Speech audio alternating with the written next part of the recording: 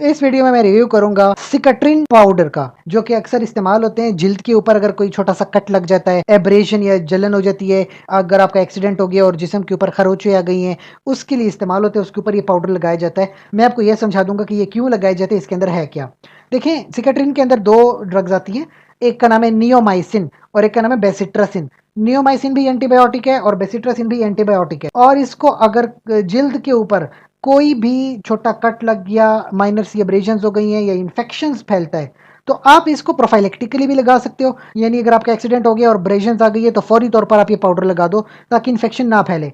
और अगर इन्फेक्शन बन गया है तो उस इन्फेक्शन के ऊपर भी लगा सकते हो। ठीक है, दिन में 2 से 3 बार लगाओगे ताकि वो आपके सुपरफिशियल स्किन इन्फेक्शंस को ट्रीट कर सके। तो इसके लिए सिकाट्रिन पाउडर बहुत ज़्यादा इस्तेमाल होता है। लेकिन कुछ लोगों को इसकी वजह से एलर्जी भी हो जाती है जिल्द के ऊपर, कॉन्टेक्ट डर्माटाइटिस, ये कुछ लोगों ने शिकायत की है। अच्छा, अगर आपको इससे कोई एलर्जी हो रही है फिर तो इस्तेमाल ना करें। इसके अलावा खास ख्याल रखें कि आपने इसको छोटी सी एरिया पे इस्तेमाल करना है, पूरी बॉडी में फैला नहीं देना। एक बात। दूसरी बात, आंखों से दूर रखना है, आंखों के अंदर इस्तेमाल नहीं होनी चाहिए।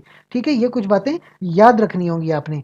अच्छा, खवातीन के लिए भी ये कि ऐसे तो जिल्द के ऊपर लगा रहे हैं तो कोई मसला नहीं है। नॉर्मल ये होता है कि खवातीन प्रेगनेंसी के दौरान कोई भी मेडिसिन इस्तेमाल ना करें और अपने गायनोकोलॉजिस्ट से मशवरा करें और उसके मशवरे के मुताबिक ही कोई मेडिसिन इस्तेमाल करती हैं। बहरहाल ये तो जिल्द पे लगाने वाली मेडिसिन है, तो इससे कोई नुकसान नहीं होगा। खवातीन भी इसका इस्तेमाल कर सकती है अपनी जिल्द के ऊपर। इसके अलावा अगर आपको कोई सवाल है सिकाट्रिन पाउडर के हवाले से तो कमेंट सेक्शन में आप पूछ सकते हैं। साथ ही आपसे गुजारिश करें कि इस चैनल को लाइक कर लें, कमेंट करें, शेयर करें और सब्सक्राइब कर लें। आपका बहुत बहुत शुक्रिया।